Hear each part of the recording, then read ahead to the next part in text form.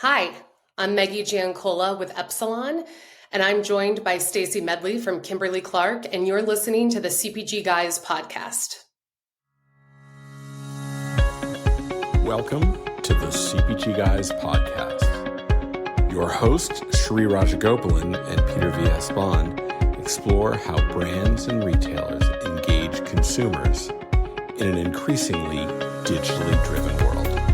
And now, here are the CPG Guys. Hello and welcome to this episode of the CPG Guys. I'm of course Sri, your co-founder and co-host, and also co-founder and partner of Think Blue.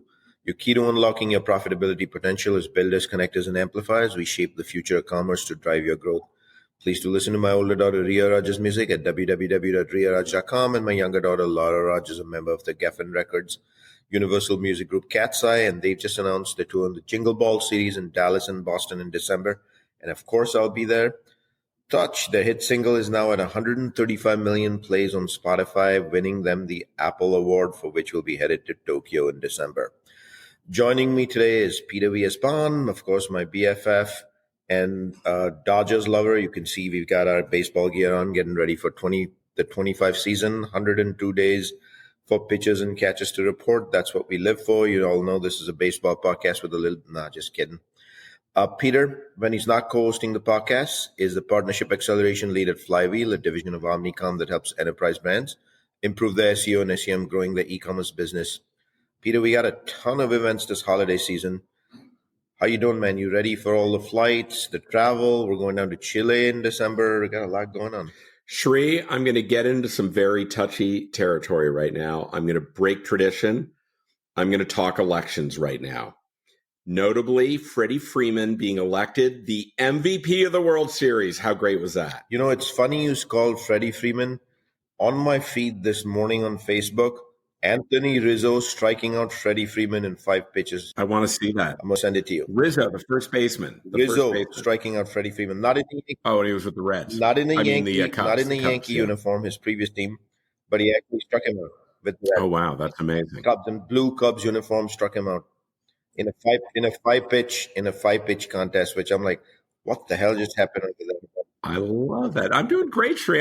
We got a lot of conferences. We're doing next week. We're in Chicago for P2PI Live. We're going to do the Issue Summit in New York in December.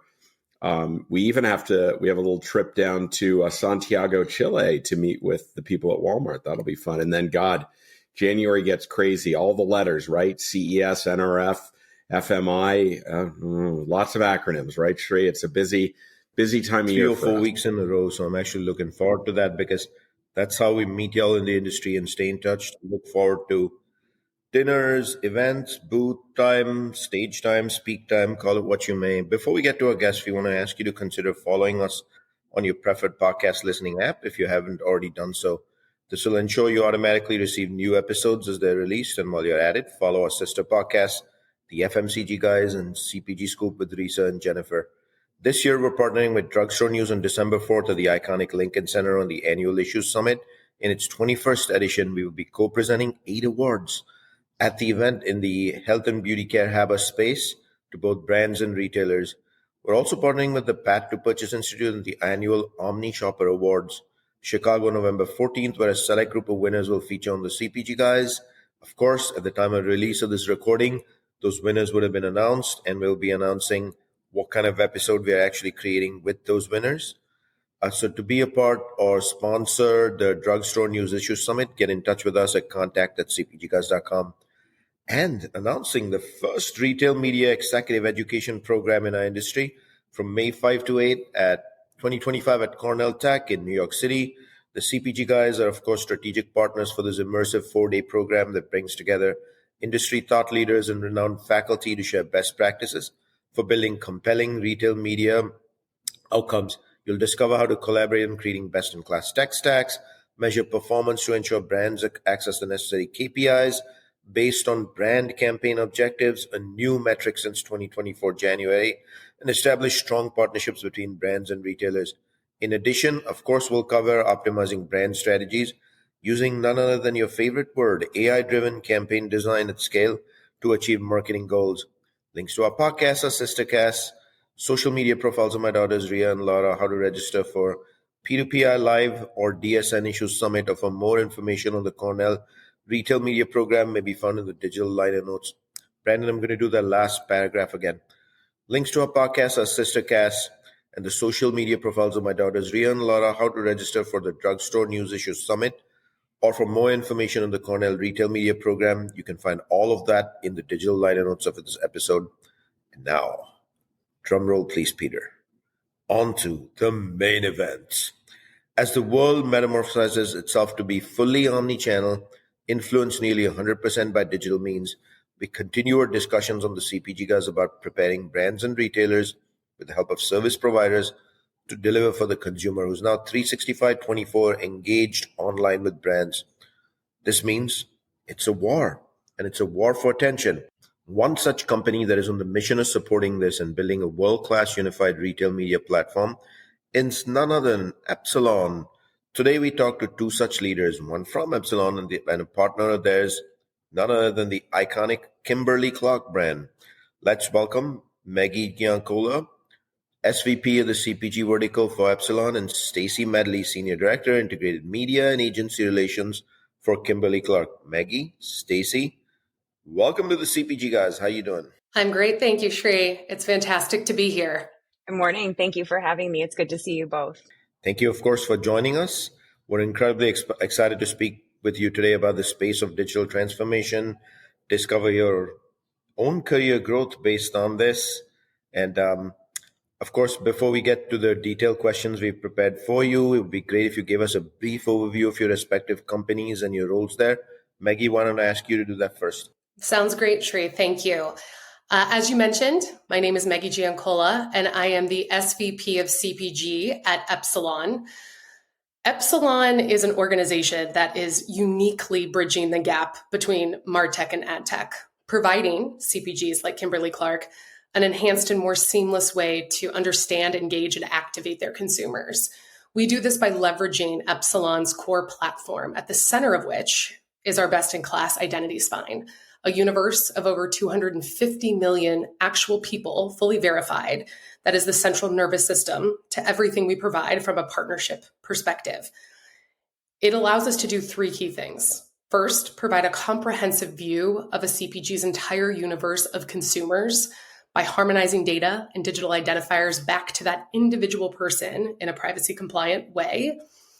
And then this ultimately allows us to build a comprehensive vision of how, when, where, what to say to each individual consumer to most meaningfully engage and motivate them, and then ultimately activate that brand voice across paid, owned, and earned channels. Ultimately, Epsilon is here to help CPGs better understand and connect with their consumers, supercharging short-term KPIs like sales and household penetration, while also providing a sustainable growth model by building better lifetime value of their consumers. I love what you say, because brands typically have never had the capability, the focus, especially on the marketing side, to focus on LTV unless you're D2C. The world has completely changed. Brands have lost 3 to 5% of households in the last year. Best way to get them back, most importantly, retain them, LTV. So I'm looking forward to how y'all play this out in the industry and how brands are doing that. And let me ask Stacie, do you want to give us a quick overview of what you do for Kimberly-Clark? Sure. Yeah, Meggie, that's a tough act to follow, but I'm going to try.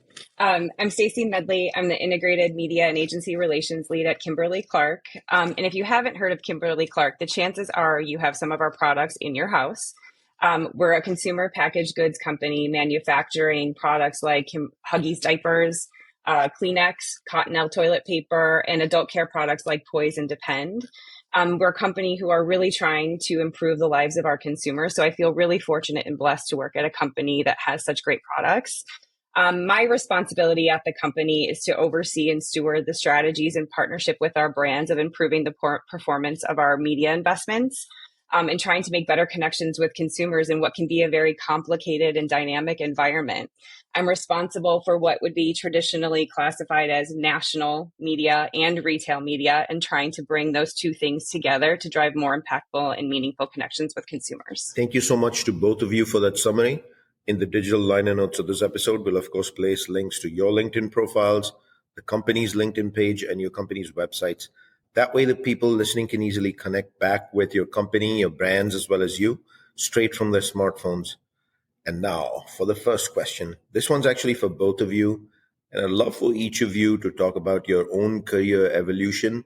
Focus on the consumer, focus on the shopper, focus on AKA the customer at the end of the day, and how you got to this respective omni-channel digital focused role you're at today. Maybe Stacie, you can kick this off for us. Sure, I'm happy to go first. I think I'm one of the odd few people maybe who knew exactly what they wanted to do before they went to college. I knew I wanted to be in advertising. I did not know what part of advertising. And truthfully, when I took my first media class in college, I was like, absolutely not. This is not for me. It's so much math. I'm not doing it. And I ended up accepting a job that is not my first job and declining in radio sales. I was so enamored with the travel that they were offering, and I was panicking because all my finance friends were getting their offers and I was still waiting for like my dream offer. And it came. It was with an integrated media agency in Chicago, and I accepted that offer. My dad gave me some great advice, and he said, your dream job only comes around maybe once in a lifetime, and you can either accept it or you can miss out and regret it. And so I took the opportunity and called the other job and accepted this one. And I've been in the industry ever since. I spent most of my career at advertising agencies in Chicago. I've worked at a couple. I've spent maybe an oddity, a bulk of my career at Mindshare, where I was there for 15 years. And then I spent a number of years at Starcom, mostly working on CPG brands. I have tried other industries, but something always draws me back to CPG. I think it just excites me. There's an energy, there's an interest. And I think sometimes it can maybe seem formulaic, but I've never found it to be that way. I actually worked on Kimberly-Clark a couple times agency side. So this is my third go round. They were an amazing client. There was something about the culture that drew me in. And this job opportunity to come and transform their media practice became available.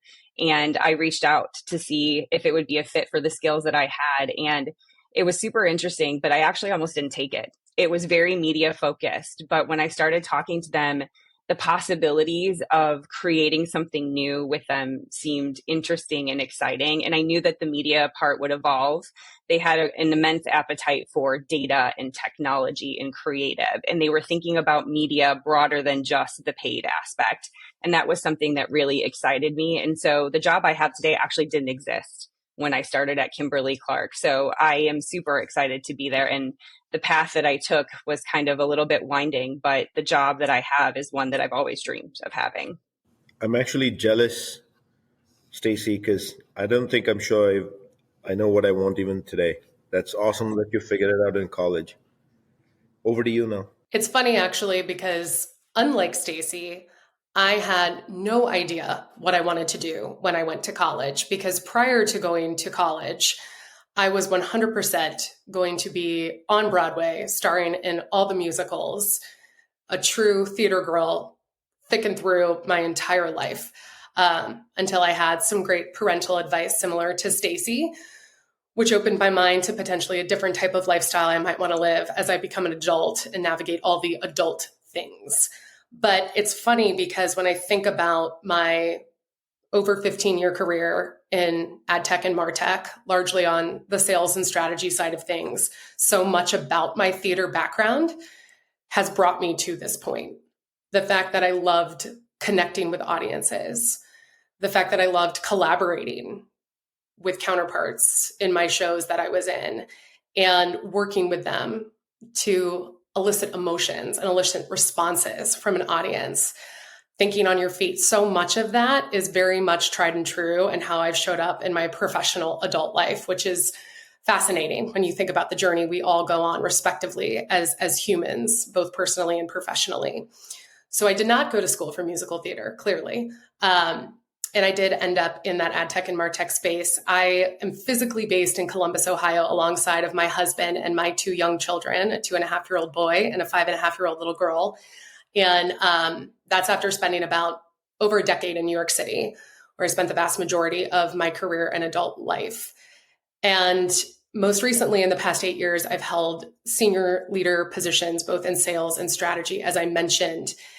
And really what brought me to this point today at Epsilon is over the past couple of years, similar, Peter, Shri, to you, and Stacie, obviously you know firsthand, having continued conversations with multiple CPGs and multiple CMOs about the continued challenges that particularly CPGs are facing in light of what is a dynamic and ever-changing ecosystem we all live and work within, the advertising ecosystem, in addition to some very nuanced challenges that CPGs in particular face. And ultimately, this fragmented world not serving CPGs in the way that was most meaningful, given the fact that that retailer really plays the intermediary between any brand and consumer.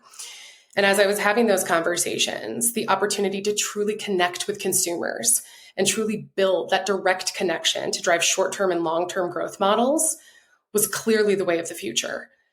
And I was on the hunt to find an organization that had the tools in its toolbox to bring those innovative and more strategic solutions forward. And that's ultimately how I found Epsilon.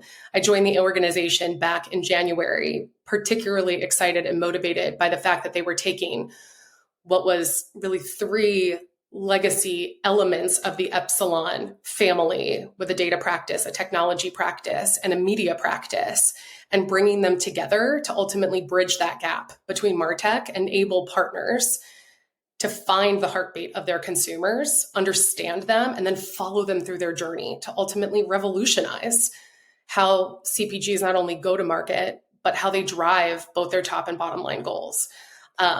So I'm thrilled to be a part of this organization. 10 months in, still lots to learn, but so far very exciting. Is it fair to say then when we launch on 47th and 7th, right there in broad lights, with Lin-Manuel Miranda writing the story, the CPG guys, you'll be the center stage action star for us? I'd be thrilled, Shri. Thrilled. I would accept all the Tony Awards. All right, Peter, we have a mission now and we know what we're going to do. This is awesome.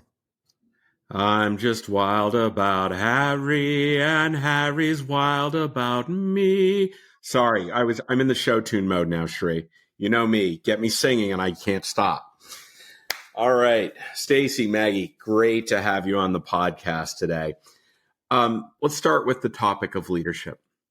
Both of you lead pretty important groups that are trying to drive outcomes for your companies and for consumers in our industry. What does that word mean to you, and how do you value leadership? I'll let either one of you jump in with how you like to start this. Leadership is such a powerful word and has many different connotations.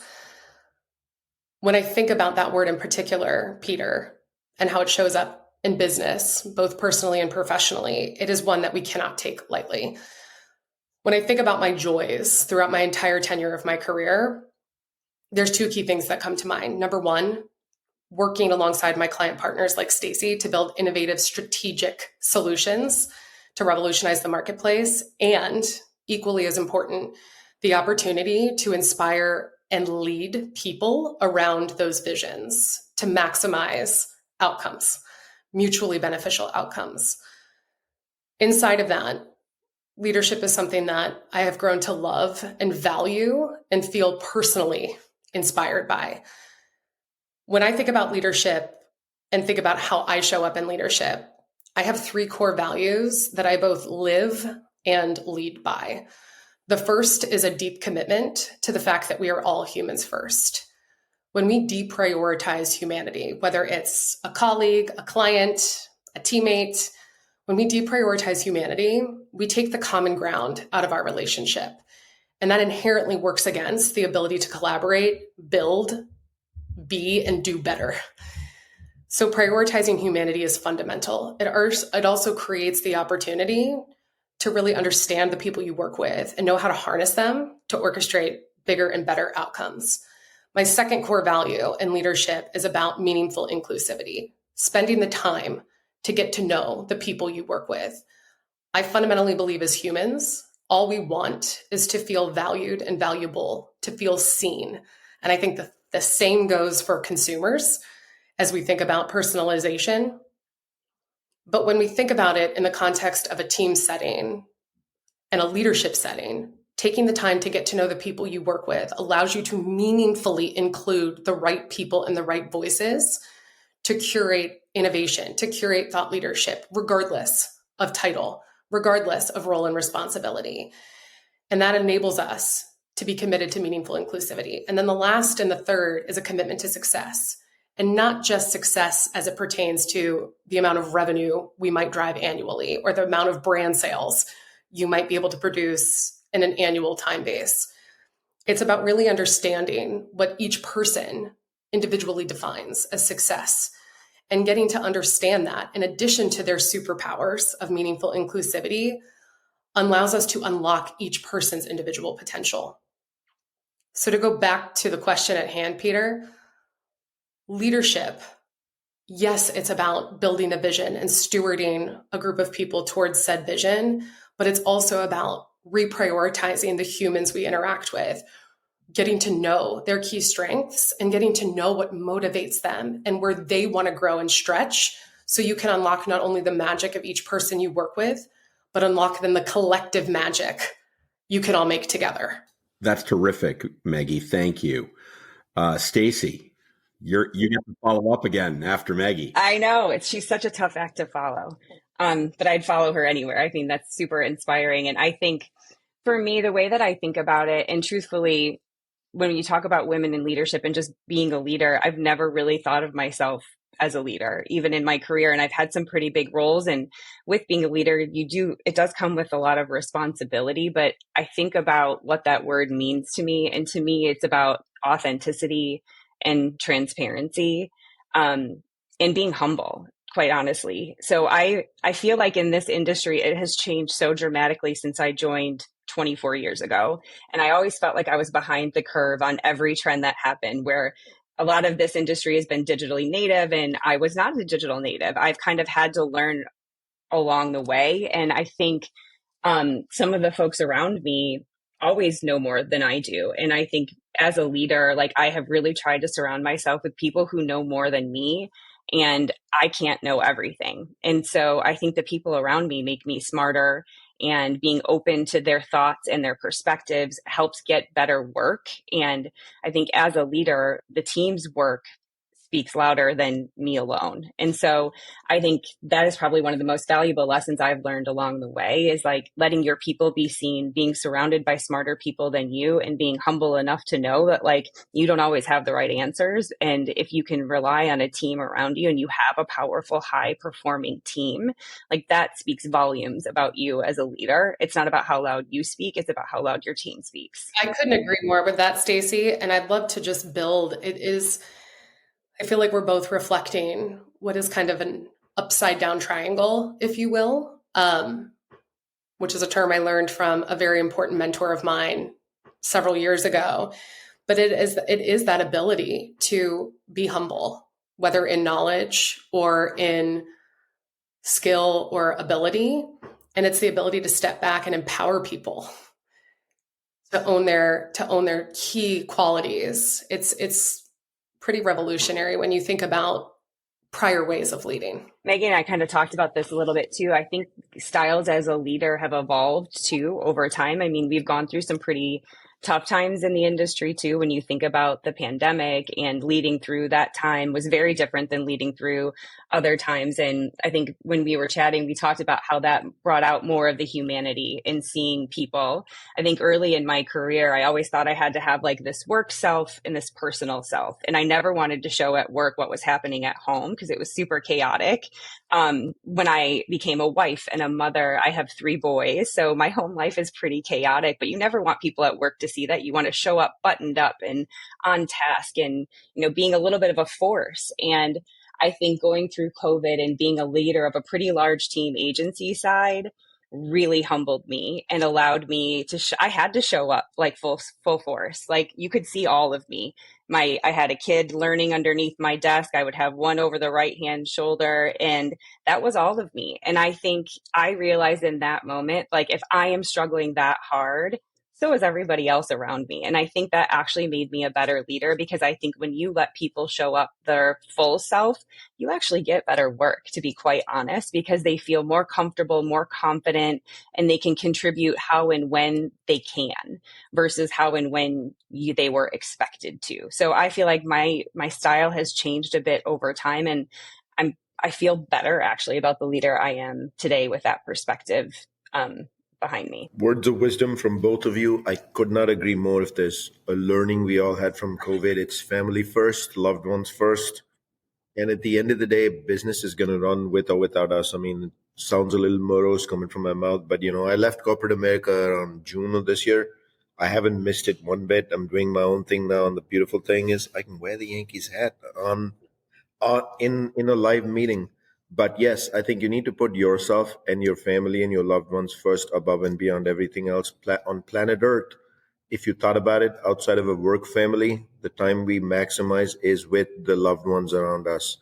Not investing is actually a crime. So now I'm going to go a little bit more deeper into that relationship aspect and the leadership aspect, and then ask you both, when did you two start working together? What is the strength of the partnership? How did it develop between both the brands, Kimberly-Clark and Epsilon, of course? And then let's talk leadership. How do you count on each other to ensure you deliver for the consumer? Having joined Epsilon in January, the Kimberly-Clark and Epsilon relationship predates me personally being involved. And it's been an evolving and very exciting relationship, as I've come to learn in the last 10 months. And Stacie, I don't want to speak for you, but this year in particular is a very exciting time in our partnership evolution as we embark on some of the broader goals of many CPGs, but particularly Kimberly-Clark, and how we think about harmonizing data and activation to drive broader, more impactful outcomes. What I will say, though, is yes, it's fantastic on the business front, but I had the absolute pleasure of getting to know Stacie more personally at our CPG Client Summit back in September, where, yes, it was wonderful to talk about a few business things. But for me, I found true joy in getting to know you as a person, learn about your kiddos, learn about your life, learn about your career, where I felt so connected to you, hearing about the journey, even a little bit that you've spoken about so far on today's podcast, around how you've evolved not only as a leader, but how you've evolved your career, and ultimately are in such an important and impactful role for the teams that you work with and support, and the very important work you do on behalf of Kimberly-Clark. And it brings me back to my key joys of my entire career, of not only driving great business outcomes like we're doing in partnership with Epsilon and Kimberly-Clark, but more importantly, getting to work with you as a human, as a fellow woman in leadership, balancing the 10,000 things we balance, including the mom guilt. It's inspiring to me, Stacie, our relationship, the opportunity to know that I don't have to pick. I don't have to be a killer executive or a killer mom. I can absolutely be both. And it's thanks to partnerships like I have with you that help validate that and inspire me that I can be both. And that is what I think is so powerful, not only about what we're doing for our respective businesses, but what we're doing together as humans. Yeah, I would definitely agree. I think one of the impactful things about our partnership, and the Epsilon relationship goes back a few years. I've been at Kimberly-Clark 3 years, and it existed before I got there. But I think, we recently conducted a media pitch, and we are now working more end to end with Publicis and Epsilon as an integrated part of that solution. And so sometimes I think you think that makes things easier, but sometimes it can make things more complicated because the expectation is even greater. And the ability to have the personal relationship and the understanding and dialogue with someone like Meggie allows me to pick up the phone and be like, hey, I'm seeing this opportunity. Like, how can we just cut through everything and just try to get it done? And I think in our business, everybody has kind of always implicitly known that relationships matter. But I think it's not about the wine and dine relationships. It's about the business relationship where you can just pick up the phone and know the other person on the other end is going to help you get it done, because you're both invested in the success of both of your businesses and you have a mutual relationship and respect to try to make things easier and cut through all the clutter to just try to get good stuff done because you genuinely care about the success of the other person. Not just them as a business, but them as an individual. And I feel like that's the relationship we have going as two individuals, but also as two companies who care about the success of each other. That's terrific, ladies. What I heard from that is successful outcomes are driven by relationships. If you think of the actions you do with your business partners as transactional, you're only skimming the surface. You really aren't getting the most value out of this. You've got to trust each other. You've got to build on that. You have to appreciate what each other are trying to achieve. And if everybody gets outcomes, then that's going to produce ultimately the best possible solution for everyone. So that's really terrific. All right, so let's get to some industry topics beyond leadership and working with each other. You know, on the CPG guys, every once in a while we talk about retail media, just occasionally. Okay, yeah, it's like 200 of our episodes, but that's okay. Would love to hear from you, Stacie. What do you see as being relatively new? What's changed and what's evolving in your partnership around retail media that you think is really delivering for your consumers and for the retailers where they buy your products? Yeah, I mean, in this topic, what is not new lately? I feel like this is a place where everything changes, which this is where the geek in me kind of comes out, where I said I've loved this business from day one. It is highly complicated, but it's so interesting. And I described it as we actually have the privilege of being in this business at a time when I think, while it's super complicated, it is the most fascinating it has ever been. And I think the retail media space is making it super interesting. And I think the partnership that we have with Meggie and with Epsilon is giving us a lot of information that maybe we hadn't had before about the consumer. And I'm just going to say, I hate that word because I feel like we lose the identity of the human when we talk about the consumer or the shopper. And so work that we've been doing is really about how do we think about people first and how do we really put them in the forefront of how we're designing the experiences for our brands and our products. And that crosses the retail and into the retail environment. And I know there's a hot debate about, is retail media just media? And Stacie Medley point of view, I think it's media to the consumer and to the person we're talking to. I don't leave my house and change my identity and put my shopper pants on and become a different person.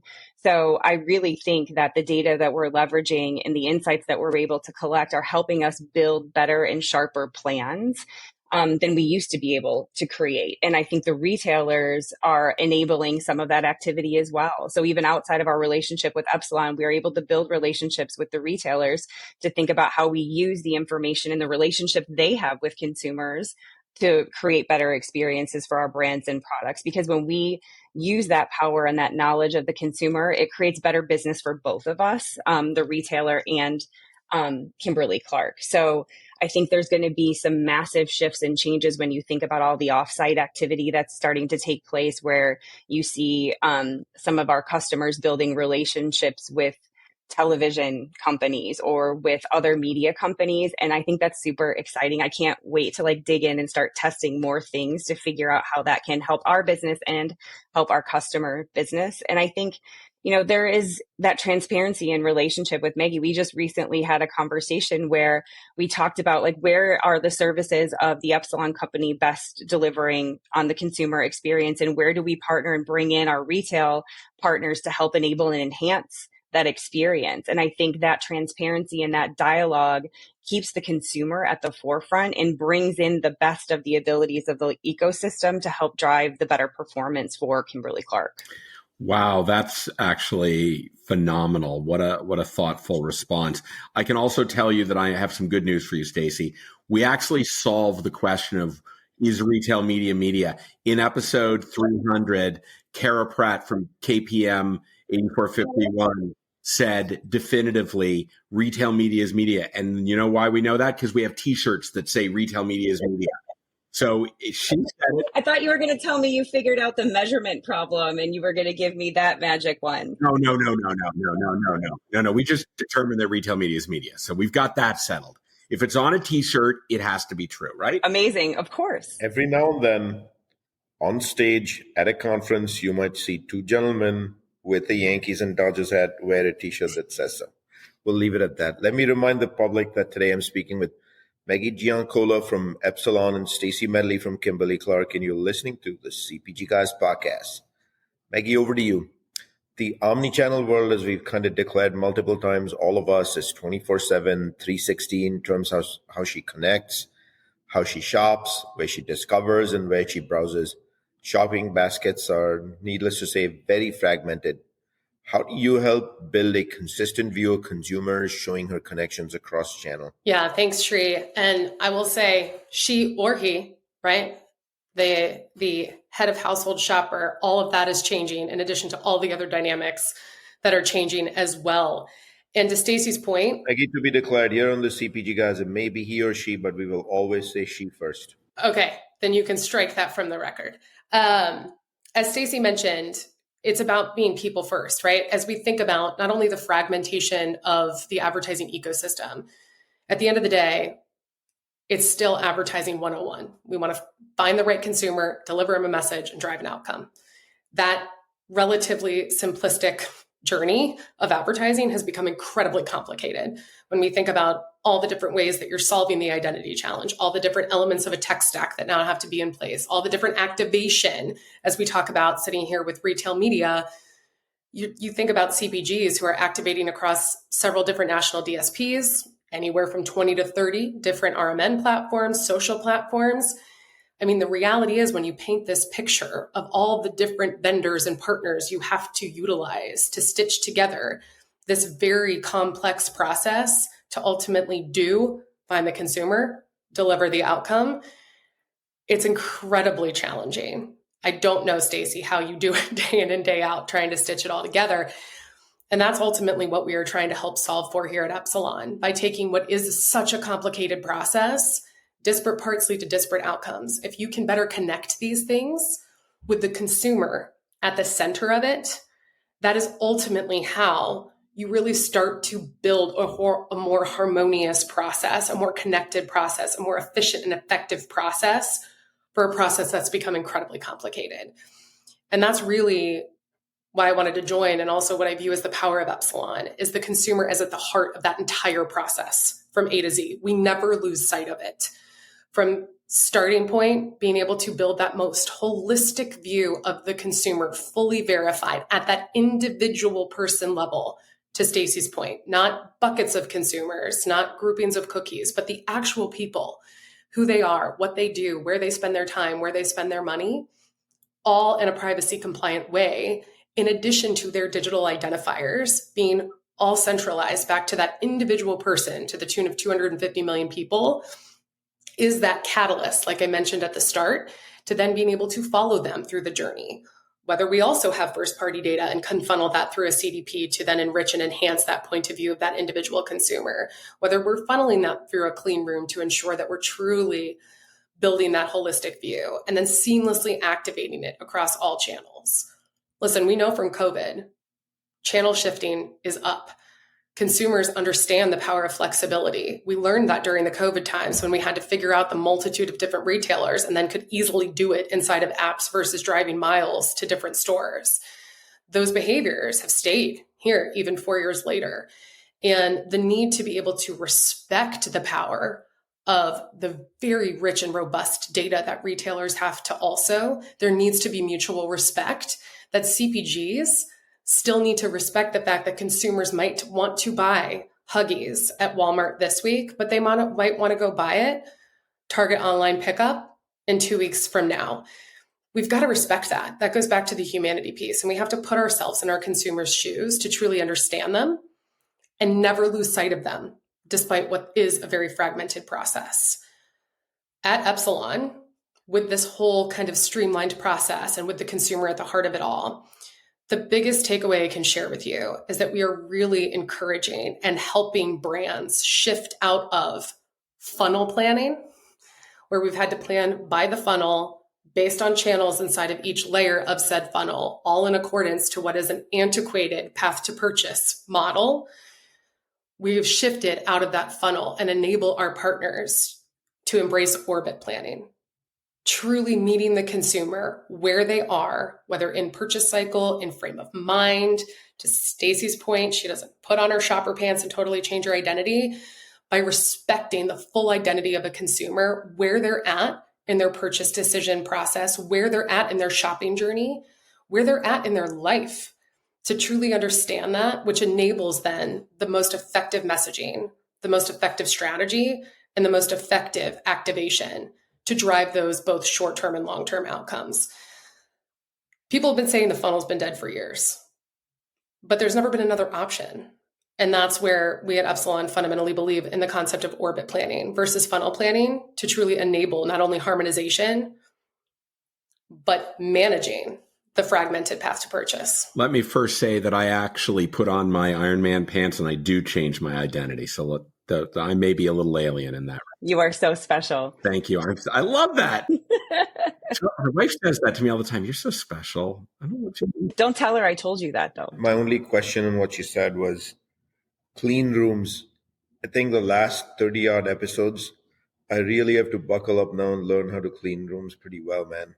I've been so focused on outsourcing that. Sheree, that's the cleaning closet you're thinking of, not the clean room. Different. Oh, not the room. I got you. Yeah, for that you would want to refer to, what was it, Marie Kondo, or all those Netflix documentaries on cleaning up your cluttered spaces. I do want to bring up one thing you mentioned, Meggie, which was connecting data around the consumer at the heart of it and the unified ID. It's not a unified ID around a social media profile or an email address. It is a name and a physical address. That's why when you talk orbit, you're talking about, who they are and where they are. Yes? That's right. And that's, at the heart of our identity spine, it is rooted in verified and deterministic data. Actual name, actual physical address. And then that spine is what empowers us to then bring in all other types of data, whether it's Circana data from third parties, if it's data sitting in Stacie's data lake at Kimberly-Clark, if it's first-party data that any one advertiser, it allows us to bring all of it in. And it's essentially an architecture that can aggregate all that. And that's the importance, very simply, Shree, of clean rooms, is the ability to truly harmonize all that data and harmonize digital identifiers, which is ultimately the key to turning insights into activation. I think, right? Meggie, to give that like a human lens, when we were chatting, I think the value in that is you enhance the experience for the consumer. I would sit in rooms and we would talk about the consumer, and I think, Sheree, we would use the she. And I could never see myself in that because my household was flipped. My husband was the primary shopper. He was the caregiver at home. And our household didn't look like the household that everybody was assuming was the target. And I think the power in the data to just humanize it a little bit is to identify that my household looks a little bit different than everybody else's household. And I'm a valuable household. I have a lot of toilet paper consumers in this house with 3 boys. And to identify and resonate with this house, you needed to talk to my husband a little bit differently as the primary shopper, and the messages needed to be a little bit different to motivate his purchases. My kids are also shoppers. They have Alexas in their room, and I understand that that's a huge privilege, and I'm coming from a different place, but they're also shoppers and they influence the shopping list. So if you know that about my household, you can also tailor messages differently to influence our purchasing decisions. And so we may look very different than other households.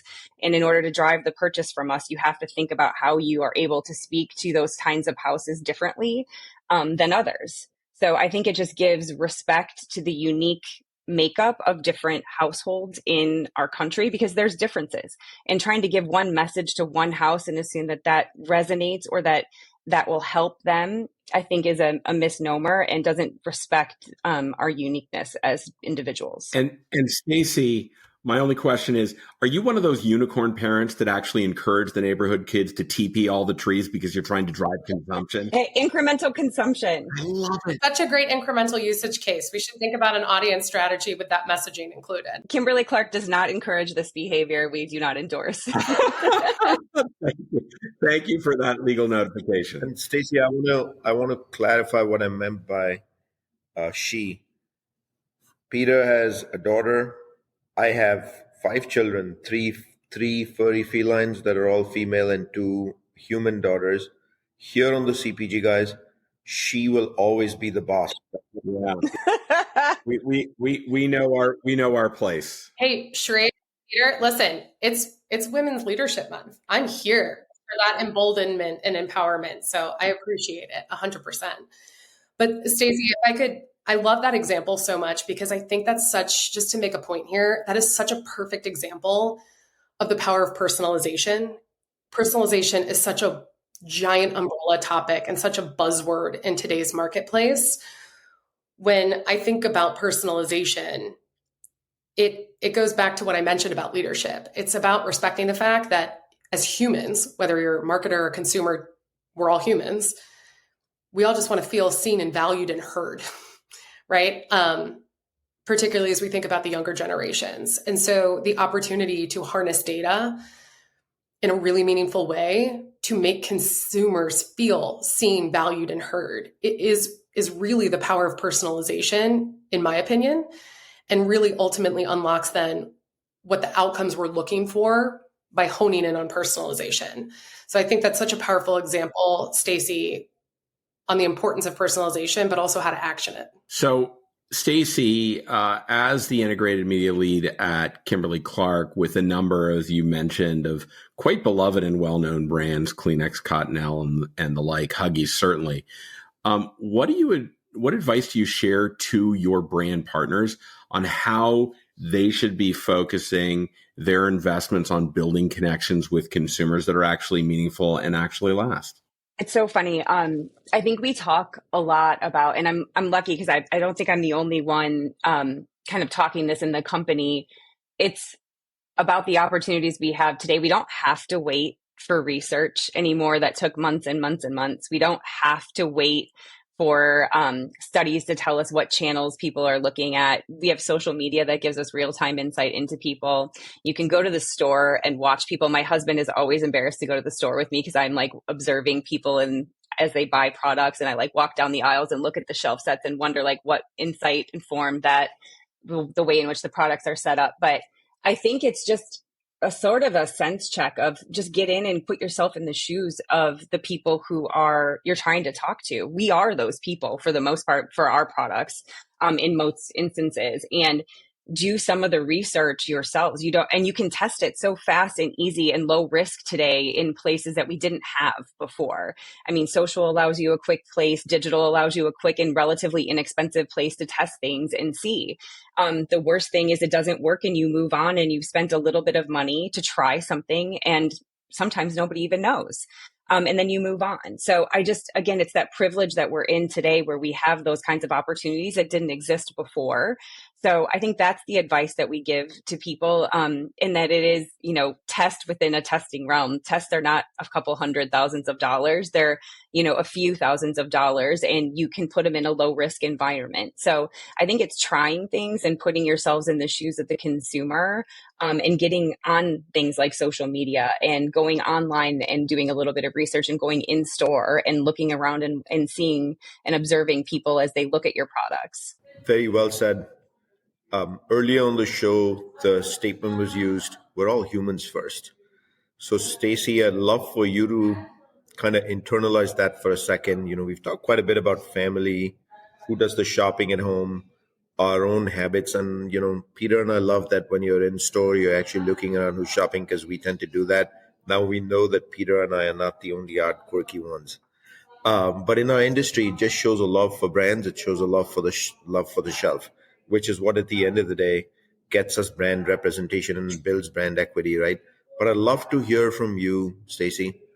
What does that word, we're all humans first, mean in this consumer context? I think we have to understand what motivates people. And I think sometimes we overcomplicate it. Like, we're all humans first. When you think about it in the context of the work that we're trying to do and the products that we're trying to put in front of people, I think, again, I have a privilege of working on products that actually change people's lives and enable them to do the things that they want to do. If you think about our adult care brands or our diaper brands. So I think understanding how to get these products in front of the right people and helping folks understand the value that they can bring. It's not just about selling for us, it's about truly unlocking that value. So I think getting the insights of where they'll be receptive and where it doesn't create embarrassment, because if you don't have that insight, you can create a bad experience for the consumer. And I think that's something we try really hard to avoid, because some of the products people don't want to hear about in a public place. They want to see and know and learn more in a more private setting. And so I think we're all people first means that we have to understand and empathize at sometimes with our consumer. We can't just be selling. And I really think Kimberly-Clark does a good job of doing that and putting ourselves in the shoes of our consumers first and thinking about how to make their lives better and where it makes sense for us to be in their lives and where it makes sense not to be in their life, more importantly. If I can add one thing to that, I completely agree, Stacie. I equally think that if we really embrace the fact that we are all humans first, it gives us common ground. And when we have common ground, it's the catalyst to connection and collaboration. You want to collaborate with people you have common ground.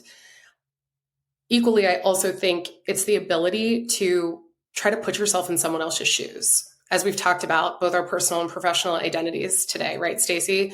We show up as consumers with our own identities and context in mind.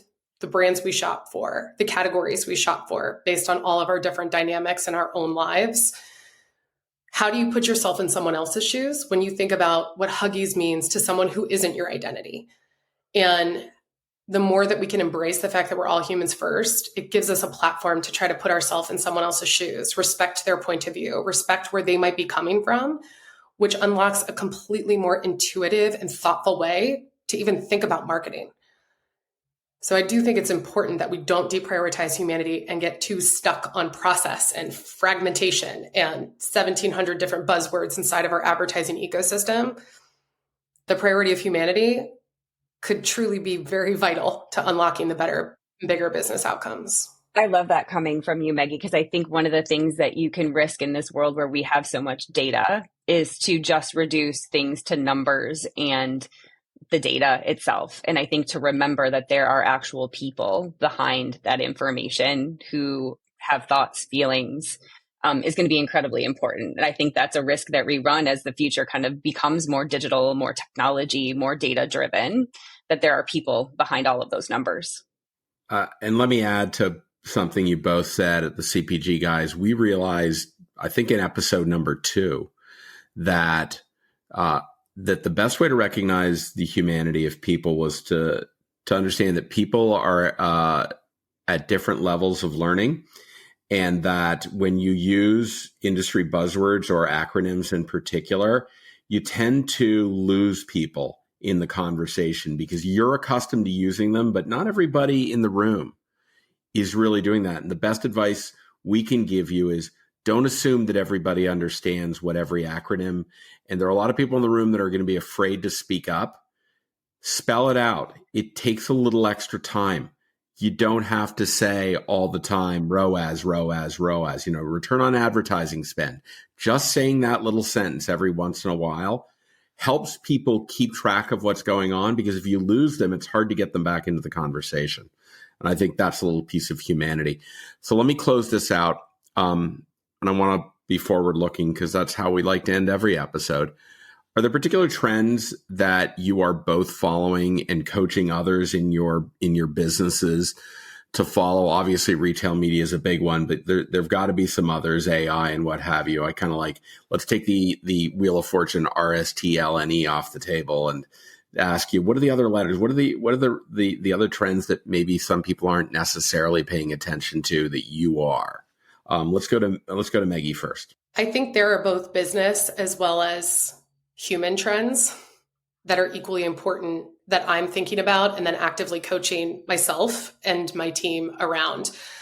You mentioned AI, Peter. I do think that as we think about balancing all the personal parts of our lives, bringing our whole selves forward, but that invites then even arguably more chaos of how do you find time in the day to do all the things you need to do personally or professionally.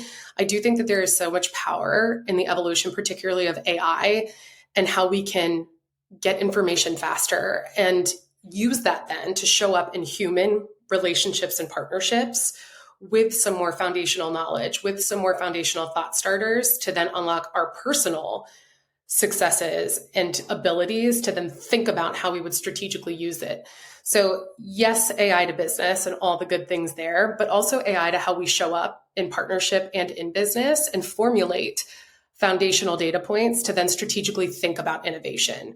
That's something I'm really, really focused on. And we at Epsilon are also very focused on, so we can be faster and more agile, given this is a continued and it will continue to be a very dynamic ecosystem that we play within. Equally, I also just want to add, in Women's Leadership Month, I'm very focused around coaching about empowerment and ensuring that everyone, but particularly women, are using their voices and advocating for themselves and advocating for their key strengths where sometimes they might not feel as emboldened to do so. I wanted to share really quickly the key thing that I've been using to not only coach myself, but coach my team. Conscious leadership is at the backdrop of my leadership style and something that has very much helped me evolve as a leader over the past few years. And they have a fantastic plethora of tools. But the one that really I think is powerful is coaching around your zone of excellence versus your zone of genius. Zone of excellence being the things that you do really well, more so than your peers, and that people probably go to you for. Zone of genius is things you do really well, more so than your peers, but it also brings you so much joy that it doesn't feel like work. The thought of you might be really good at Excel, everyone goes to you. But when you're in a strategy session, you shine and you could do it for hours. It doesn't feel like work. And then using that as a backdrop to really have self-awareness and then think about how you spend more of your time in your zone of genius when you think about how you spend your time in any given week or month, and trying to really put yourself in a position where you can be more in your zone of genius than just living in your zone of excellence, which is where a lot of us live. It's really important, I think, as we navigate the future and we think about trends of not only the marketplace, but within the four walls of any of our respective companies, because we know that when people are happier and more productive and can unlock fuller potential, they're more fulfilled. Their loyalty to an organization, their commitment to their job and their responsibilities, that productivity will grow. And quite frankly, I want to live in a world where we are not only extremely productive, but also extremely happy. And so I do think this work is just as important as navigating the business trends of the marketplace, because it is our job as leaders to show up and encourage people to be fulfilled and to drive incredible business results. Hear, hear, Meggie. That was ideal. Again, Stacie, I put you in the position of having to follow Meggie. Next time you're going to go first every time.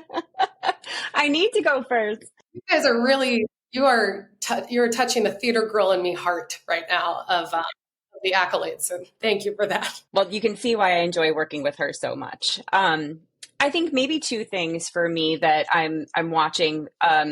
One that sort of keeps me up at night. I feel like I'm living in my own little focus group when I watch my three boys and how they consume media.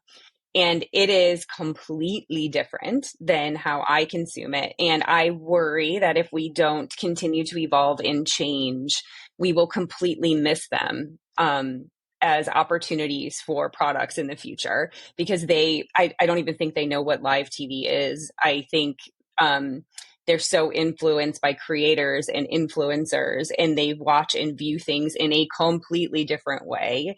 They don't even know what a scheduled TV program was. Like, I show them things and they're appalled that, like, you had to get up and turn the dial on the TV, or a phone that was actually on the wall. Like the expectation and the speed that they expect and the instant gratification that they will demand from products and marketers is crazy and fascinating. So I think it keeps me up because it's interesting, but like, we have to keep moving and iterating. And then maybe the second thing is a little bit personal, but is a little bit relevant to where we're going today, which is the social commerce space. And I think, Maggie, you touched on it with like the orbit versus the funnel, and the way in which I want to start shopping and the technology that is starting to be able to enable it to make that easier for people when they're browsing in social, and the ability to just click on something and add it to my cart and be able to buy it, whether that's an outfit or one of the products that we sell at Kimberly-Clark. I think easing the path to getting the things that you want is super fast where you want it, not necessarily just in the store or on my PDP page, but if I want it on a social site, I can just click it and add it. So I think that's something that we're talking a lot to our marketers about, because it does debunk that funnel. I could be sitting on my couch watching TV and adding things to my cart and building my outfit for the next day. And I'm doing all of that together and I'm buying stuff left and right. So I think that's super interesting. And one of the things that we're trying to talk to our marketers about, so that we don't think about make you aware, make you think about me, and then you buy me later. It's all happening all at once and wherever the consumer desires. No debate, because it's about 360 browsing, shopping, always being aware. And we started this episode right up top by saying a war for attention, and that's what it really is. Let me remind our audience that you can find all of our content by going to a web browser and typing cpgguys.com as the URL. If you think you or your company has thought leadership to contribute to our community discussion, please do send us an email at contact@cpgguys.com, and maybe you can join us on the podcast, just as these two wonderful leaders did today. Don't forget to drop us a rating at cpgguys.com with the navigation bar up top, because it tells us how we're doing. Thank you for the 34,000 plus followers we have in LinkedIn, for your dedication, for your clicks, likes, DMs, hellos, meeting us at conferences, doing podcasts with us remotely, online, offline, at trade shows. And thank you so much. Thank you to both of you for joining us today on this podcast. I can't say thank you enough times, and for this wonderful discussion on leadership. Thank you, Shri. This was fantastic. Thank you for having me. This was fun. Mr. Ban, fabulous discussion on two types of leadership here: human leadership, consumer leadership. Thoughts? Couple of salient points from the conversation. As Meggie started saying, at Epsilon, they're looking to bridge the gap between MarTech and AdTech, and they're doing that around the consumer, harmonizing the data, creating a unified identity, one that's predicated upon a name and an address. And it's fundamentally changing how they go about targeting these humans for all sorts of communications. I love the leadership inspiration around the three values Meggie articulated: humanity first, meaningful inclusivity, and commitment to success. I thought those were outstanding, and leadership being prioritized around humanity, recognizing their people before their shoppers or their consumers, or that's pretty important. And that there were three things I heard from both of them about being authentic, being transparent, and being humble. I think that's particularly what Stacie was highlighting, that you really need to get to know the personal to some degree. Appreciating, we oftentimes try to guard who we are. We don't talk about our personal lives. We want to be the professional in the room, but getting to know who people are and how you can value them better, it's only going to lead to better connections and better outcomes. I will also mention this, Meggie, you talked a lot about this being Women Leadership Month, and talking about empowerment. We've always been about that at the CPG guys. We had on last year some of our old friends from PepsiCo. They call themselves the Band of Sisters. If you haven't read their incredible book, You Should Smile More, stories about how to dismantle gender bias in the workplace, I give that whenever I lead people, I give that book now to everyone who works for me, because I think it's critically important, because it's not just about you doing that as a woman. It's also about Shri and me doing that as allies that are there, because when these kind of things happen, we're in the room. And we're not just there to stay silent. We have to be active participants in everything that's going on. So we believe that. Don't let your relationships in the work that you do be transactional in nature. That doesn't get you the step change growth and success that you want. It has to be about a longer term relationship. I heard Stacie say very clearly, retail media is at a fascinating phase of development. There's so much going on. But at the end of the day, retail media is media. We've answered that question. The measurement aspect and the investment aspect still work to be done, but it is media, and we have to, and it's better media. It's not just media, it's better media than what we had before, because we can actually measure. Moving from this concept of funnel planning to orbit planning. I really like that. First of all, it's no longer 2-dimensional. It's very 3-dimensional. And I think that's a term, Shri, that we're going to probably end up adopting very quickly. Are you at a level where you're actually orbit planning? And that's all about, at the end of the day, enhancing the customer experience. That personalization is about respecting human desire to be seen, valued, and heard. I think Meggie said that so articulately. Social and digital channels allow, and something that Stacie brought up, allow for rapid and inexpensive testing. That we can do things in a scale that is not terribly expensive, but can produce the insights that will allow us to build meaningful loyalty and connections with our consumers. But don't just do everything digitally. Get in a store, watch what humans are doing, pay some attention. There's nothing I like more than when I'm on a vacation to get up early and go to a grocery store and just sit there and watch what people are doing. Wherever I have traveled the world with Peter, 6:30 a.m. in the morning, he has not missed a heartbeat to go buy some snacks, some beverages, some food, anywhere, any corner of the world. I'm already out shopping stores. Yeah. Those were my salient points. Such a charming and insightful and powerful conversation with these two industry powerhouses, Shri. I love this. So I can't say enough to thank you both for your leadership, not just of people, but also for the brands you represent, as well as your leadership, very important leadership in getting brands back to where they truly deserve to be, which is leadership off the shelf. And that's how we deliver jointly for the consumer. Peter, I want to say thank you for joining me on this episode, as we do every single week, every single episode. And I want to say thank you to both of you for joining me. That's a wrap of this episode. We will see you soon on another episode of, wait for it, the CPG Guys.